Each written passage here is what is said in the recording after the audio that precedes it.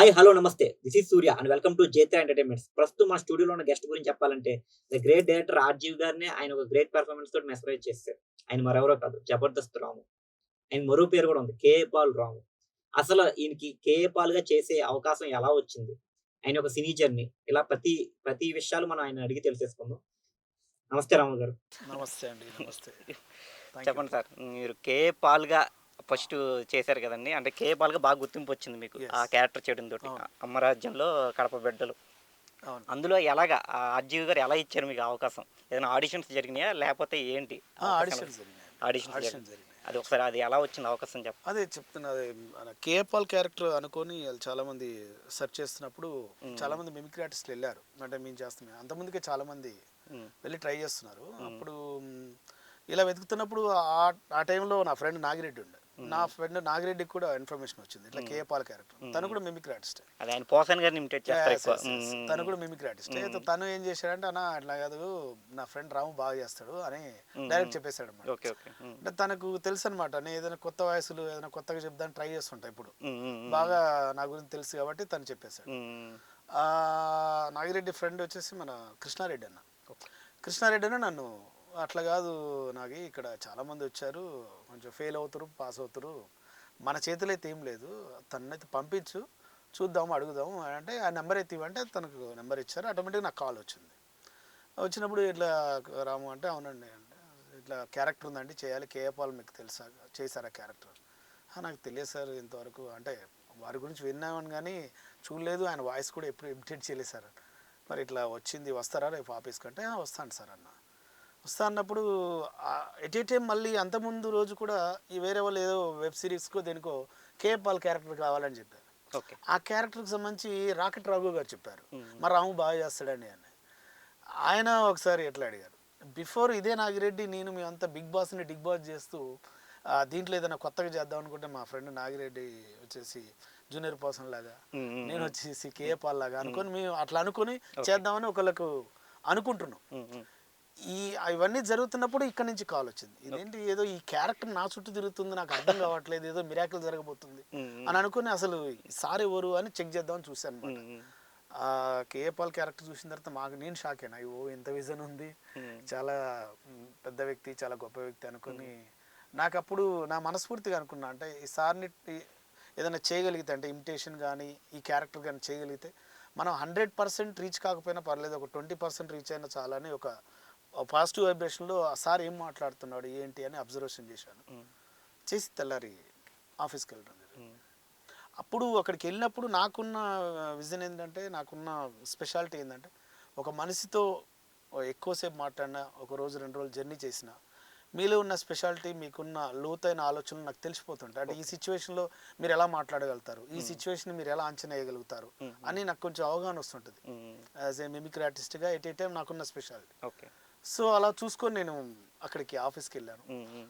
వెళ్ళిన తర్వాత హ్మ్. కేఏ పాల్ క్యారెక్టర్ చేస్తారా మీరంటే, చేస్తాను సార్ అని. హ్మ్. ఇదివరకు ఎప్పుడైనా చేశారా అని అడిగాను. హ్మ్. అసలు చేయలేదు సార్, ఫస్ట్ టైం వచ్చాను అన్నా. హ్మ్. అవునా, ఇది ఒకసారి చెప్పండి వాయిస్ అన్నారు. హ్మ్. అయితే నేను అక్కడ ఏం చెప్పానంటే, సార్ నేను ఇలా చెప్తే, ఒక వాయిస్ చెప్తే నేను ప్రిపేర్ అయ్యి వచ్చి మాట్లాడినోడిని అయితా. అలా హ్మ్. కాదు. నేను నేను ఆ క్యారెక్టర్ అనుకోండి, మీరు అడగండి, హ్మ్. నేను చెప్పేస్తాను. హ్మ్.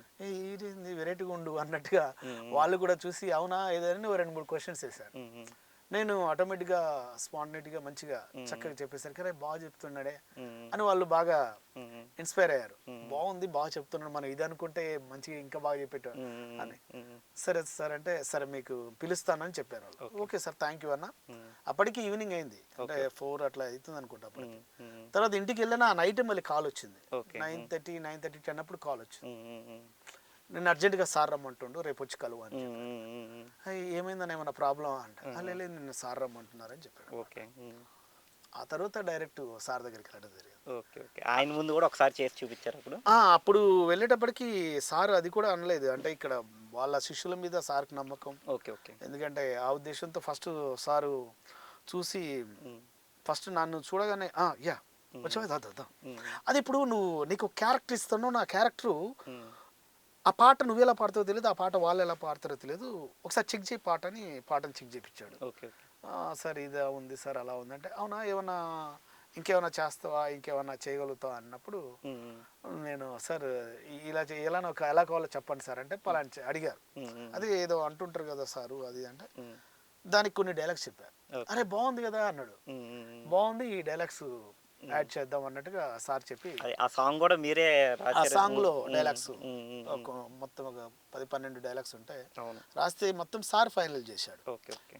ఏది పడుతుందో సార్ వాళ్ళకి తెలుసు. మనకు కేవలం ఏమన్నా క్లూ అడిగితే దాన్ని చెప్పగలుగుతాం. అవునవును. దాన్ని నెక్స్ట్ సారే ఇగో ఇది బాగుంది, ఇది బాగుంది, ఇది బాగుంది అని చెప్పారు. సార్ థ్యాంక్ యూ సార్ అన్న. అవును. వెంటనే ఇమీడియట్లీ సాంగ్ పాడటం జరిగింది. ఉమ్, సాంగ్ పాడిన తర్వాత ఆ సాంగ్ రిలీజ్ చేస్తే ఉమ్, ఆ డైలాగ్స్ కానీ అవును. ఆ సాంగ్ స్పెషాలిటీ కానీ చూసి కింద అది కామెంట్స్ వస్తున్నాయి. అవునండి. అరే భలే ఉంది, ఏంటి మనదంతా ఇంటర్నేషనల్ థింకింగ్ ఏంటి అవును. అని. నిజంగా అప్పుడు ఆ రోజుల్లో ఆ క్యారెక్టర్ మెమ్స్ కూడా వచ్చినాయి 100కు 1000% అని 100కు చెప్పి 1000%, ఆ డైలాగ్ బాగా Yes. ఒకసారి మళ్ళీ అది అయ్యో తప్పకుండా, అదేం లేదు. ఉమ్, మీ అందరికి తెలిసిందే, ఉమ్. 100కు 1000% నమ్మిన చోట మనం పని చేసుకోవాలి అంతే. ఇలా ఇప్పుడు ఈ క్యారెక్టర్ చేసినప్పుడు రేపొద్దున మనల్ని ఏమైనా అంటారేమో, పెద్ద పెద్ద వాళ్ళు ఈ క్యారెక్టర్స్ చేస్తున్నాం కదా దానివల్ల ఏదైనా ప్రాబ్లం అవుతుందేమో అని ఎప్పుడు అలా ఫీల్ ఏమనిపించలేదా? అంటే అనిపించింది నాకు. ఒకసారి ఫస్ట్ ఈ క్యారెక్టర్ ఉన్నప్పుడు మామూలుగా నేను ఎవరిని విమర్శించడం కానీ, ఎవరితో గొడవపడటం కానీ ఉమ్, ఎక్కువ నాకు అది ఇష్టం ఉండదు. Okay, okay. ఎందుకంటే మనం ఒకరిని మార్చే ప్రయత్నం చేయలేం. ఉమ్, ఉమ్, మనల్ని చూసి ఇంకోళ్ళు మార్చుకునేలా ఉండాలి తప్పితే మనం వాళ్ళని మార్చే ప్రయత్నం చేయము ఎప్పుడు. ఉమ్, ఉమ్, ఉమ్, అంటే ఈ క్యారెక్టర్ చేస్తున్నప్పుడు నాకు కొంచెం భయం ఉంది. కానీ ఉమ్, ఉమ్, ఈ భయం ఉంది, కాకపోతే ఉమ్, ఉమ్, ఇలా నాలాగా ఇంకెవరైనా క్యారెక్టర్స్ చేశారా, అసలు ఇది ఎక్కడి వరకు వెళ్ళగలుగుతుంది, నేను అది కూడా ఓకే. ఆలోచిస్తే ఒక ఆర్టిస్ట్కు ఒక క్యారెక్టర్ ఇచ్చినప్పుడు ఆర్టిస్ట్ ఏం చేస్తాడు, ఆ క్యారెక్టర్కి న్యాయం చేయాలని చూస్తాడు తప్పితే ఈ నెక్స్ట్ ఏమవుద్ది అన్న విషయం తనకు అంతగా ఉండదు. ఎందుకంటే దానికి సంబంధించి డైరెక్టర్ గారు, ప్రొడ్యూసర్ గారు చూసుకుంటారు కదా అన్న ఒక ధైర్యం ఉంటుంది ఫస్ట్. అవును. ఎట్ ఏ టైం నాకేంది అవకాశం పెద్ద బ్యానర్లో అవును. పెద్ద డైరెక్టర్ గారు ఇచ్చారు. ఉమ్, మరి అక్కడ మనం ప్రూవ్ చేసుకుంటే మనకు ఇంకో పేరు వస్తుందని ఒక చిన్న అవును. ఆశ ఉంటుంది. అవునవును. అక్కడ మనం లేదు సార్ నేను ఇది చేయను అన్నాను అనుకో, ఇదేంటి అవకాశం ఇస్తే చేయనని వెళ్ళిపోయాడు అవును. అని అదొక బాధ. అవును. మనం వచ్చిందే సినిమాల్లో యాక్ట్ చేద్దాం. అవునవును. సడన్గా ఒక అవకాశం వచ్చినప్పుడు ఆ అవకాశం వదులుకోవద్దు. ఉమ్, ఎట్ ఏ టైం వేరే వాళ్ళని మనం ఏం అనలేం. అవునవును. మనల్ని మనం ప్రూవ్ చేసుకోవడానికి అక్కడ చేసాం అంతే. అవును. నెక్స్ట్ రాము గారు ఇదే క్యారెక్టర్ మీరు మొన్న గొర్రె పురాణం సినిమాలో కూడా రిపీట్ పడింది మీకు మళ్ళీ సేమ్ క్యారెక్టర్. కరెక్ట్. ఇలాగా ఈ టైప్ ఆఫ్ క్యారెక్టర్స్ మిమ్మల్ని వెంటాడుతున్నట్టుగా లేదా అంటే మీలో ఉన్న వేరే షేడ్ చూపించుకోవడానికి అవకాశం రావట్లేదా అని అలాగే అంటే నేను వెంటాడుతున్నట్టు అని నేను అనుకోనండి. కాకపోతే నేను బిఫోర్ కూడా చాలా సినిమాలు చేశాను, మంచి క్యారెక్టర్స్ చేశాను. అంటే కేపాల్ అయిన తర్వాత నేను రొటీన్గా కనిపించిన, కేపాల్కి బిఫోర్ నేను చాలా క్యారెక్టర్స్ చేశాను. అవునవును. దాంట్లో కొత్తగా కనిపించాం కదా, అది బేస్ చేసుకొని క్యారెక్టర్స్ చేయొచ్చు కదా. అవునవును. యాక్చువల్లీ ఈ గొర్రె పురాణం మూవీకి సంబంధించి అయితే ఆ డైరెక్టర్ గారు వాళ్ళు ముందే అప్రోచ్ అయ్యారు. మేము క్యారెక్టర్ అనుకున్నామండి, అది కాకపోతే చిన్నది, మరి 1 డే అలా ఉంటుంది అంతే సార్, ఏమనుకోవద్దు, మళ్ళీ వేరే వాళ్ళతో వద్దా మీరే చేస్తే బాగుంటుంది అనుకుంటున్నా. అంటే నేను సినిమా కోసం వచ్చిన వ్యక్తిని, నేను ఇబ్బంది ఏంటో తెలిసిన వ్యక్తిని, కష్టమేందో సుఖమేందో ఈ ఫీల్డ్లో మనం ఎదగాలనుకుని వచ్చినప్పుడు మన వల్ల అయిన సపోర్ట్ మనం చేయగలిగినప్పుడే మనకు వచ్చే సపోర్ట్ కూడా మనకు వస్తుంది అని నేను నమ్ముతాను. కాబట్టి అలా ఏం లేదన్నా నేను చేస్తాను, మీరు ఏమి ఇస్తారో చెప్పండి, నేను చేశాను. సో వాళ్ళు అని కాదు, ఎవరైనా సరే సందర్భం వస్తుంది. ఒక్కోసారి క్యారెక్టర్ పెద్దగా ఉండదు కానీ ఇతను చేస్తేనే బాగుంటాను వస్తుంది. సో నేనేమనుకుంటా, మనం కూడా ఒకరి చేతితో కోరుకుంటుంటాం ఎప్పుడు, ఎవరైనా హెల్ప్ చేస్తే బాగుండని. అలాంటి టైంలో మనం కూడా ఏదో ఒకటి సపోర్ట్ చేస్తున్నట్టు అనుకోవచ్చు కదా. అది నెక్స్ట్ ఈ అమ్మరాజ్యంలో కడపబెట్టలో ఈ సినిమా అప్పుడే మీరు ఆర్జీవి గారితో బాగా ట్రావెల్ చేశారు. యాక్చువల్గా ఆ ప్రమోషన్స్ టైంలో కూడా పబ్కి తీసుకెళ్ళి మిమ్మల్ని అందరినీ అందరూ కలిపి డ్యాన్స్ కూడా చేశారు. అది ఆర్జీవి సార్తో కూడా మీరు స్టెప్లు వేసారు. ఎలా ఉంది ఆ రోజు, ఆ నైట్ అసలు అనుభూతి? చాలా హ్యాపీగా ఉందండి. ఆ రోజు చాలా మంది ఏంటంటే ఇక్కడ మీరు ఆ రోజు పబ్లో డ్యాన్స్ చేశారు అది అని అనుకుంటున్నాను. అప్పటిదాకా మాకు ఒక ఇబ్బంది ఉండే అప్పుడు. అదేంటంటే సినిమా రిలీజింగ్ గురించి అప్పటికే ఇష్యూస్ జరుగుతున్నాయి, మధ్యలో కొన్ని నాకు తెలుస్తున్నాయి, కొన్ని నాకు తెలియట్లేదు అనమాట.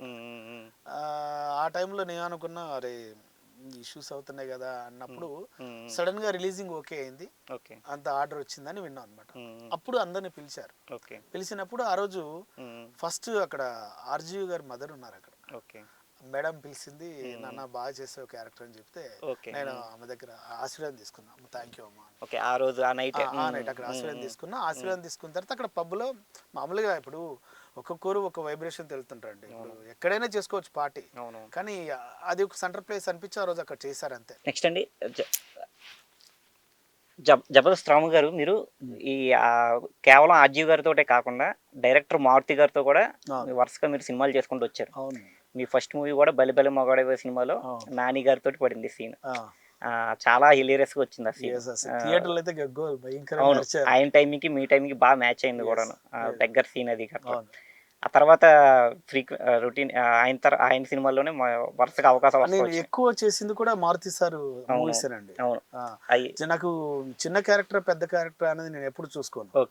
నేను ముందే చెప్తాను, ఎందుకంటే ఎప్పుడైనా మనల్ని ఇష్టపడి మనకు ఒక అవకాశం ఇచ్చినప్పుడు ఆ ఇష్టాన్ని మనం తీసుకోవాలి అద్భుతంగా. నాకు చాలా సార్లు మారుతి సార్ బ్యానర్ లో నాకు చెప్పిన మాట ఏంటంటే, అరే ఈ క్యారెక్టర్ అనేసరికి సార్ నువ్వు గుర్తుకొచ్చి ఆటోమేటిక్ గా రాముని పిలిపించని చెప్పారంటే నాకు అది ఇష్టం. సార్ ఇంత పెద్ద క్యారెక్టర్ ఇవ్వలేదు అది నాకు ఎప్పుడు నేను అడగను. కారణం ఏంటంటే సార్ ఒక నా మీద ఒక గుడ్ ఒపీనియన్ ఉంది. అరే ఇతను ఈ సెట్ అయినప్పుడు పిలుస్తాడు సార్, బ్యానర్ నుంచి కాల్ వస్తాయని ఒక నమ్మకం. అందుకే సార్ని కూడా ఎక్కువ డిస్టర్బ్ చేయను. ఎక్కువ నాకు చాలా ఇష్టం కూడా. ఎక్కువ సినిమాలు చేసింది మాత్రం మారుతి సార్తో. అది నెక్స్ట్ ఇదేంటి మారుతి గారే కాకుండా మీరు అర్జున్ రెడ్డి మూవీలో కూడా ఒక సీన్ చేశారు అని చెప్పని అంటారు. ఎంతవరకు వాస్తవం అనేది? 100% వాస్తవం. నాకు ఇప్పటివరకు అంటే లేని చెప్పటాలు నా వల్ల కాదు, నేను మాత్రమే చెప్తాను. ఇప్పటికి కూడా అంటే అర్జున్ రెడ్డి మూవీలో చేశానని ఎలా నాకు ఏదైనా ఒకటి జరిగినప్పుడు జరిగిందని చెప్పుకోవడం తప్పే ఉందండి. అది జరిగింది, అది ఒక సీన్ ఉంటే 3 సీన్లు ఉండాలండి. కాబట్టి ఆ సీన్ కాకుండా ఇది ప్యాటర్న్ లేచిపోయింది అనమాట. సో దాన్ని దృష్టిలో పెట్టుకోను. కానీ నేను సందీప్ అన్న ఎంత ఇష్టం అంటే, ఆ రోజే చూశాడు, ఆ రోజే అడిగాడు రాము ఏంటంటే అన్న కొంచెం దీని పరంగా వచ్చానంటే వెరీ గుడ్ రాము అన్నాడు. అన్న తర్వాత ఈ రోజు కూడా నేను టచ్ లో ఉంటాను. మెసేజ్ పెట్టితే కూడా సార్ రిప్లై ఇస్తారు. అలాగని నేను సార్ని ఎప్పుడు డిస్టర్బ్ చేయను. సార్ అన్న ఇది అని ఎప్పుడు డిస్టర్బ్. ఎందుకంటే రిలేషన్షిప్ లో మనకున్న ఆలోచనతో మనం జర్నీ చేస్తుంటాం. సార్కు మన మీద ఒక ఒపీనియన్ ఉంది, ఆ ఒపీనియన్ అలానే కంటిన్యూ అవుతుండాలి. ఇప్పుడు సాధారణంగా ఎలా ఏదన్నా క్యారెక్టర్స్ లేకపోతే కటింగ్ జరిగితే ఏదైనా ట్రిమ్మింగ్ జరిగితే అది చాలా మంది ఎలాగంటే థియేటర్కి వెళ్ళి సినిమా రిలీజ్ అయ్యాక తెలుస్తుంది. మీకు అలా రిలీజ్ అయ్యాక తెలిసిందా లేకపోతే రిలీజ్ అయిన తర్వాత తెలిసింది? రిలీజ్ అయిన తర్వాత తెలిసింది. ఆ రోజు కూడా సందీప్ అన్న చెప్పారు. ఆయన రిలీజ్ అయిన తర్వాత ఆయన కాల్ చేసి చెప్పారు. అన్న నేను అడిగాను కూడా, అన్నయ్య ఏమైందంటే లేదు రాము అది ఒక్కటే డిసప్పాయింట్ నేను నీ విషయంలో ఏమనుకోవద్దు అంటే, అన్న అసలు నేను అప్పుడు ఇంకా సక్సెస్ టాక్ వచ్చేసింది. సక్సెస్ టాక్ వచ్చింది. నేను అప్పటికి మూవీ వెళ్ళే నాకు చెమటలు పడుతున్నాయి. అదేంటి ఏం రాలేదు, కాల్స్ రాలేదు, ఏం రాలేదు అని ఇబ్బంది అని కొంచెం బాగా భయపడ్డా, ఇబ్బంది పడ్డా ఏందనుకో. అయినా ఇలా మనం ఈ ఫీల్డ్ లో ఇలా ఇబ్బంది పడుతున్నా సరే డేర్గా ఉండగలగాలి కదా అనుకుని తర్వాత అన్నయ్యకి ఫోన్ చేశాను నేను. అన్న ఏంటి అంటే, లేదు రాము అది ఉంటే మూడు ఉంచాలి లేకపోతే తీసేయాల్సి వచ్చింది, అది ఒక్కటి నాకు డిసప్పాయింట్ ఉంది రాము అని అంటే, అన్నయ్య పర్లేదన్నా థ్యాంక్ యూ, సినిమా గెలవాలన్నా ఫస్ట్ మూవీ అది, గెలిస్తే అందరం గెలిచినట్టు గర్వంగా ఫీల్ అవుతాం, పర్లేదన్న థ్యాంక్ యూ అన్న. అదే నేనేమంటానంటే ఆ రోజుకి ఈ రోజు కూడా అన్న ఇప్పుడు ఈ రోజు ఎంత గొప్ప సక్సెస్ చూసిండో మీ అందరికి తెలుసు. గొప్ప సక్సెస్ పొజిషన్ ఉండు. చాలా మంది సక్సెస్ వచ్చే తర్వాత అన్నట్టుగా ఉంటుంటారు. సందీప్ అన్నకి అది లేదు. అంటే ఎందుకు చెప్తున్నానంటే సక్సెస్ అంటే ఒకసారి మనం జర్నీ చేసేటప్పుడు కలిసిన వ్యక్తితో మళ్ళీ అలానే ఉండగలిగితే అది గొప్ప సక్సెస్. అప్పుడు ఇప్పుడు ఒకేలా ఉండగలిగితే అది గొప్ప సక్సెస్ అంట. అది నెక్స్ట్ ఇదేంటి మీరు మన జబర్దస్త్ ఆర్టిస్టుల కంటే ముందే మీరు అంటే సాధారణంగా మన రామోజీ గారి చేతుల మీద అవార్డు తీసుకున్న ఒక జబర్దస్త్ ఆర్టిస్ట్ మీరే. ఏంటి అవార్డు ఎప్పుడు ఇచ్చారు ఏంటి అంటే? నేను రామోజీ ఫిల్మ్స్ లో జాబ్ చేసేటప్పుడు మంచి ఏమంటారండి ఓవరాల్ ఛాంపియన్. మా దగ్గర కూడా కొన్ని ఎంటర్టైన్మెంట్ కార్యక్రమాలు జరుగుతాయి. మీరు వర్క్ చేశారు అక్కడ? 8 years చేశారు జాబ్. ఏం జాబ్? 8 years హోటల్ ఇండస్ట్రీలో చేశా. హోటల్ ఇండస్ట్రీలో చేశా. రామోజీరావు సార్ ఫ్యామిలీ మెంబర్స్ అందరికి నేను తెలుసు. నన్ను బాగా సపోర్ట్ చేసిన సంస్థ. నేను ఏదైనా అడిగినప్పుడు ఎస్ గో హెడ్ అన్నట్టుగా నన్ను ఎంకరేజ్ చేసిన సంస్థ. నేను మాతృ సంస్థ ఏదంటే గర్వంగా చెప్పుకుంటా. ఫస్ట్ ఉద్యోగం అవగానే మిమిక్రీ చేస్తాను, నా దగ్గర ఏదో స్పెషలైజేషన్ ఉందని బయటకు వచ్చాను. బయటకు వచ్చినప్పుడు చేసింది జబర్దస్త్. తర్వాత ప్రోగ్రామ్ స్టేజ్ షో చేశాను. ఆ తర్వాత సినిమాల కోసం అని వచ్చేసాను. అవార్డు ఏదో తీసుకున్నారంట కదా రామోజీ గారి చేతుల మీద, ఓవరాల్ ఛాంపియన్ అవార్డు అని. అప్పుడు మా దగ్గర ఏమి ఎంటర్టైన్మెంట్ కార్యక్రమాలు చేస్తారు అన్నిట్లో నేనే ఫస్ట్ వచ్చిన. అక్కడ ఇన్స్టిట్యూట్ లోనే మా ఎంప్లాయీస్ మధ్యలో పెట్టినాం. అప్పుడు అక్కడ ఓవరాల్ ఛాంపియన్ అవార్డు తీసుకున్నాం. సార్ ఇచ్చారు మన సంస్థ ఇక్కడే పనిచేసినప్పుడు. అట్లా ఒకసారి 2 సార్లు కాకుండా ఎవ్రీ ఇయర్ మా దగ్గర ఏ ప్రోగ్రామ్ జరిగినా మన పేరు కొంచెం అబ్బాయి బాగా చేస్తాడు కదా అని పేరు ఉందన్నమాట. చివరికి నేను ఉన్న ప్రొఫెషన్ వదిలేసిన వెంటనే. ఎలాగ నేను ఏదో నా దగ్గర ఎంటర్టైన్మెంట్ ఉంది, ఈ ఫీల్డ్ నేను తీసుకుందాం అన్నట్టుగా నేను హోటల్ ఇండస్ట్రీ వదిలేసా. ఓకే ఓకే వదిలేసి ఈ ఫీల్డ్లోకి వచ్చాను. ఓకే చాలా మంది అంటారు అంటే అరే మనం అక్కడ చేసాం ఇక్కడ చేసాం గతంలో ఇలా చేసాం అది ఇది అవన్నీ చెప్పకూడదు తర్వాత అంటే నేను అంట నేను ఏదైనా సరే మనం కష్టపడి వచ్చాం ఫస్ట్ ఆఫ్ ఆల్. అవునవును కష్టపడి వచ్చిన విషయం చెప్పుకోవడంలో నేనేం ఫీల్ కాను, గొప్పగా అవునండి ఫీల్ అవుతా. మన నేను రూట్స్ నా- మర్చిపోకూడదు అని అంటారు కదా నేను చాలా గొప్పగా ఫీల్ అవుతా. నా పరిస్థితికి నా పరిస్థితిని ఎదుర్కొన్న క్రమంలో నేను యుద్ధం చేసి వచ్చిన వాడిని. ఏంది స్టార్టింగ్ డేస్లో అక్కడ పని చేసా, తర్వాత మిమిక్రీ చేసా, తర్వాత జబర్దస్త్ చేసా, ఆ తర్వాత సినిమాల కోసం ట్రై చేస్తాను. ఇప్పుడు మనమే ఎంకరేజ్ చేసుకోవాలి, అవునా కదా. నాకు ఎక్కువ సెల్ఫ్ మోటివేషన్ ఉంటుంది. ఎవరు చేసినా చేయకపోయినా నన్ను నేను మోటివేషన్ చేసుకుంటా. ఏంటి ఏం చేస్తున్నావు, ఎందుకు అక్కడ ఆగినావు అంటే అక్కడ ఒక కారణం ఉంటుంది నాకు. ఆ కారణం వల్ల నేను ముందుకు వెళ్ళను, ఆగిపోతా. అట్లా అది నా ఇష్టం. ఇప్పుడు ఫర్ ఎగ్జాంపుల్ బఫేలో ఒక 15 ఐటమ్స్ ఉన్నాయండి. చాలా మంది ఏంటంటే 15 ఐటమ్స్ లో 10 ఐటమ్స్ తినగలిగాను బాగుంది అంటారు. నేను 15 ఐటమ్స్ లో 15 ఐటమ్స్ నేను తినను. నాకు నచ్చిన ఒక 2-3 తింటా. ఎందుకంటే మన హెల్త్, మన లైఫ్, మన వే, మన దారి. కాబట్టి మనకు ఫస్ట్ ఇష్టం ఉండాలి, మనకు మనస్ఫూర్తిగా వెళ్తున్నావా లేదా అనేది ఇంపార్టెంట్. కానీ ఆ పక్క వాళ్ళని ఇన్స్పైర్ చేయడానికి 25 అటెంప్ట్ చేశా అని మనం చెప్పుకోవాల్సిన అవసరం లేదు. అది నేను అనేది.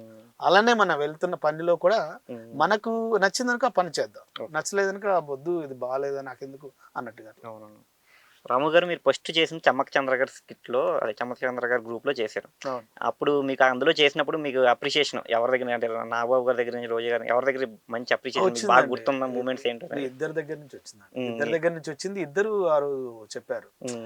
ఇప్పుడు మనకి ఎలా ఉంటదంటే కొన్ని మన గురించి చెప్పినవి కూడా కొన్ని ఎడిటింగ్ లో ఉంటాయి, ఉండవు. అంటే ఎడిటింగ్ అంటే ఒక డ్యూరేషన్ ఉంటది కదా, ఎంతవరకు చూపించాలో అంతవరకు చూపిస్తాయి. కానీ నాగబాబు సార్ అయినా రోజా మేడం అయినా అందరికి మంచిగా చేసినప్పుడు బాగుంది అని అందరి గురించి చెప్తారు. మీరు చాలా ఎపిసోడ్స్ కొన్ని చూడండి, కొంతమందికి అరే ఎప్పుడు వీళ్ళని చెప్తారు వాళ్ళ గురించి చెప్పాలంటే వాళ్ళ గురించి కూడా చెప్పుకుంటారు, కానీ ఆ టైంలో అది ఉండదు. అంటే డ్యూరేషన్ పెరిగి ఎడిటింగ్ అయిపోతాయి, తీసేస్తారు అక్కడ కూడా. అది పరిస్థితి. సో అట్లా. నెక్స్ట్ ఇంకో మాట విన్నాను, మీ అమ్మగారికి హస్త సాముద్రికలో కొంచెం ఆ శాస్త్రం తెలుసని అంటారు. అది అవునండి, మదర్కి చేతి రేఖలు కరెక్ట్. ఈ విషయం మీకు ఎలా తెలియదు, మాది ఫేస్బుక్ లో చూసారా? అవును, అది ఇప్పుడు దాకా ఎప్పుడైనా చెప్పించుకున్నారా మీరు? నేనే మా ఫ్రెండ్స్ కూడా చాలా మంది ఇప్పుడు మన ఇంటికి అప్పుడప్పుడు ప్రోగ్రామ్స్ కి వస్తున్నప్పుడు మా అమ్మ దగ్గర ఉన్న స్పెషాలిటీ నేను చెప్పేది, వాళ్ళు కూడా చేయి చూపించుకున్నారు. చాలా మంది ఆర్టిస్టులు వచ్చి మన దగ్గర చూపించుకున్నారు. సో మా అమ్మ ఆస్టి చెప్పేది అనమాట. ఎందుకంటే వాళ్ళ నాన్నగారు ఏమంటారు దాన్ని, గుతప పంచాంగం, పెద్ద బాల శిక్షణ ఆ రోజుల్లో చదివి, ఆ రోజుల్లో చాలా మంది మా తాతగారి దగ్గరికి వచ్చి జాతకాలు చూపించుకొని వెళ్ళేదంట. అంటే చేతి రేఖల చదువు ఏదో చదివితే. నాకు అది ఎక్కలేదు, నాకు తెలియదు కూడా ఇప్పటికీ. అయితే మా అమ్మ ఇంట్లో పెద్ద కూతురు కదా, తను దగ్గరుండి వాళ్ళ నాన్నగారి దగ్గర నుంచి నేర్చుకున్న అంశం యాస్టిక్ చెప్తుంటే చాలా మంది ఇప్పటికి కూడా చెప్తుంది. కానీ అలాగని మా మమ్మీ కమర్షియల్ కాదమ్మా, ఎవరి దగ్గర డబ్బులు అయ్యేనా ఉండదు. నేను చెప్పాను అమ్మా మన దగ్గర ఉన్న కళతో మనం డబ్బులు సంపాదించుకోగలగాలని నేను చెప్పా.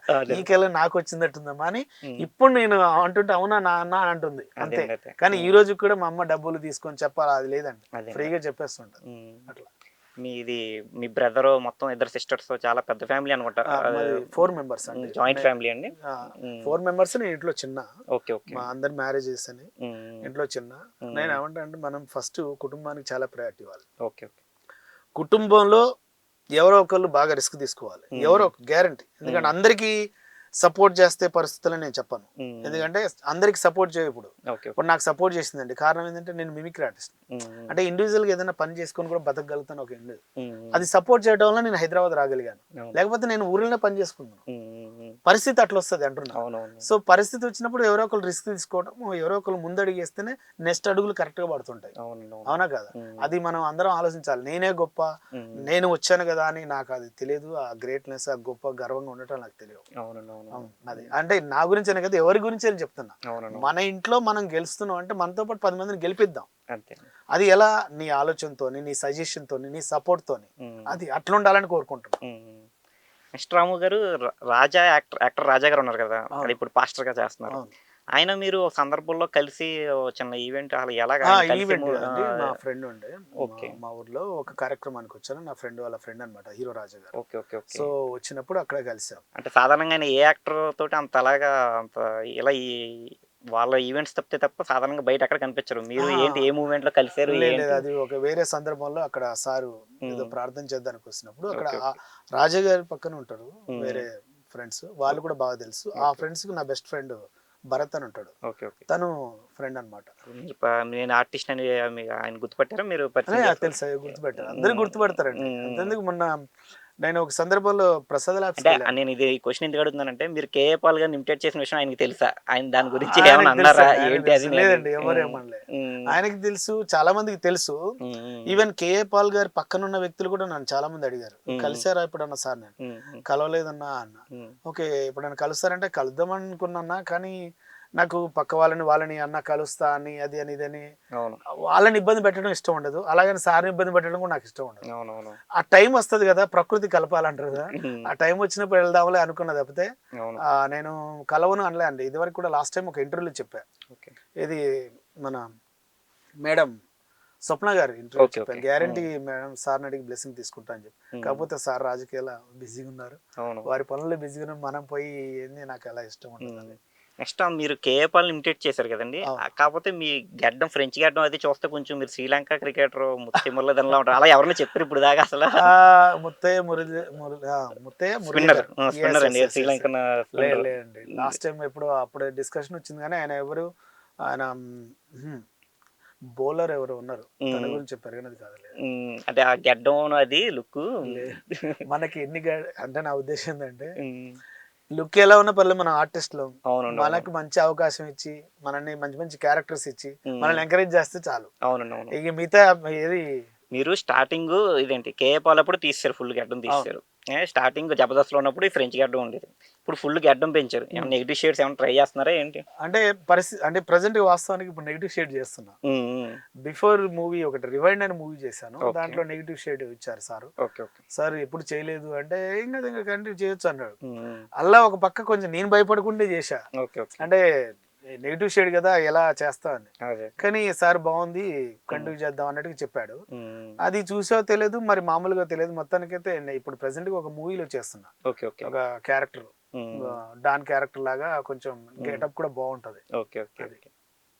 ఓకే అండి, మీరు కోరుకుంటున్నట్టే ఆ నెగిటివ్ షేడ్ లో కూడా మంచి సక్సెస్ రావాలని కోరుకుంటున్నాం.